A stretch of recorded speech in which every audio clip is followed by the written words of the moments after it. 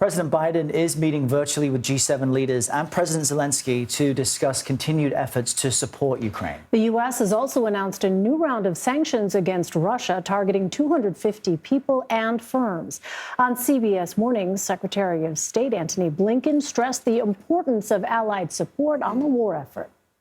We have to sustain our involvement, and that's what we're determined to do. But not just us, dozens of countries around the world.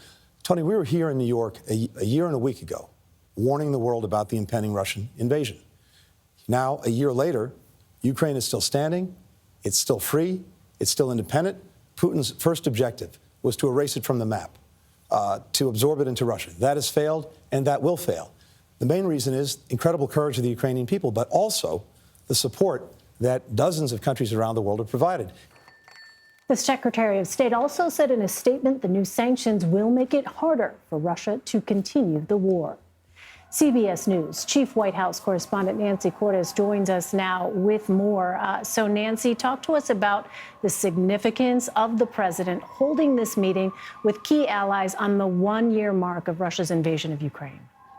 Right, and then making sure that pictures of that virtual meeting quickly got disseminated on Twitter and elsewhere to send a message to Russia and to the rest of the world that these economic powerhouses, 7 of the largest economic powers in the world, are standing by Ukraine 1 year later, and they are not going to abandon Ukraine. The way the president put it, he said the global coalition in support of Ukraine is stronger than ever, with the G7 as its anchor. And so this is meant to send a signal to Russia, not only that they're standing firm, not only that they are giving Ukraine more money, more aid, more weaponry, but also that they are stepping up their punishment of Russia and its financial sector with these sweeping new sanctions. You know, it's hard to imagine that there's anything left to sanction at this point after all the sanctions we've seen already. But the United States, in conjunction with these G7 countries, announced a whole new round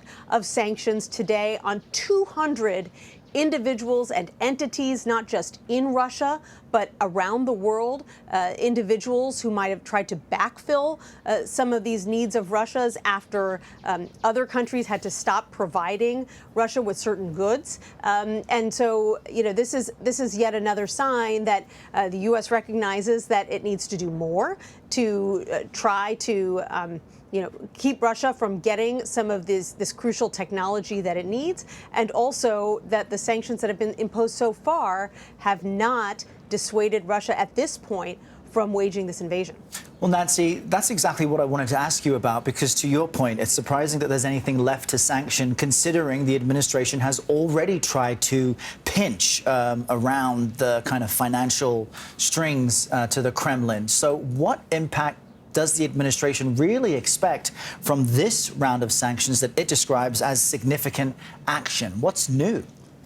Right. Well, first of all, these sanctions hit every sector of the Russian economy, energy companies, mining companies, military industrial complex, and financial institutions, and on and on. But I think what's really interesting are the individuals and entities outside of Russia that were sanctioned today. For example, there's a Swiss-Italian businessman who the U.S. says has been providing Russia with some key military technology that it couldn't get after earlier sanctions were imposed. He's now being sanctioned. And so this is a message that's being sent to any individual, any country, any entity that might be considering working with Russia, that you will be punished. There was some property here in the United States that was seized and put into forfeiture today.